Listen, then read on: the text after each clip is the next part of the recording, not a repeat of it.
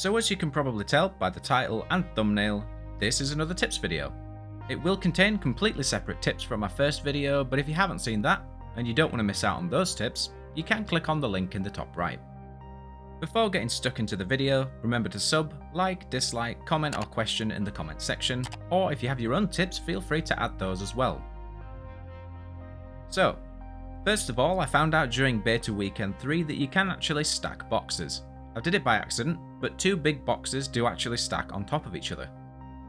I did try to stack more than 2 together, but it's classified as being too steep due to the lean from one box being on top of another box. But early game, this could help save some space in the first place that you slap together. The second tip I actually forgot to put in my first video. You can hollow out rocks as a little cubby hole to save exposure from storms.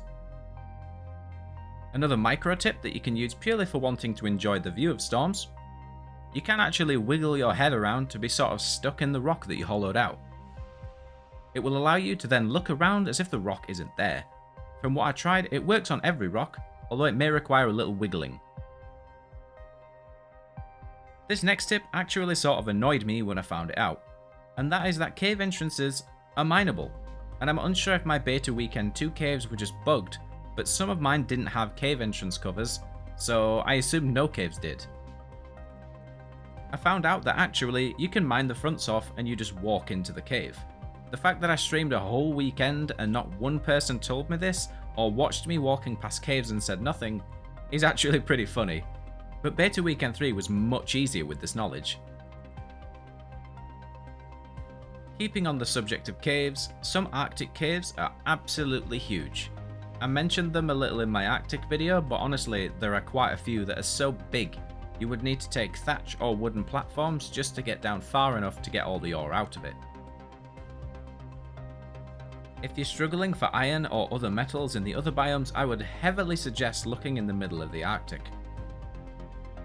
Once I found these caves, I pretty much only used these caves for materials. This tip is fairly small, but you could find it useful. You can start fires with torches. If you hold out a torch and just aim down for a few seconds, it will light any flammable source that you're looking at. If you wanted to start a forest fire, for example, this would be great for charcoal. Although bear in mind, this also works on any flammable source, meaning your base is also going to burn if you do this. The guy that I was playing with, yes, I do mean you, Cohort, set our oxide dissolver on fire as well as other parts of our base at least 2 times during the weekend, so just be careful. Another quick tip here is purely because I saw someone in the Discord saying that they were breaking down walls by hand. If you press Y while looking at a structure that you built, it will remove it. You also then don't have to build more, as it should go back into your inventory as long as you have the space for it. This last tip is the same as in the previous video, and it's still the most important. Don't die. If you don't die, you won't have any problems.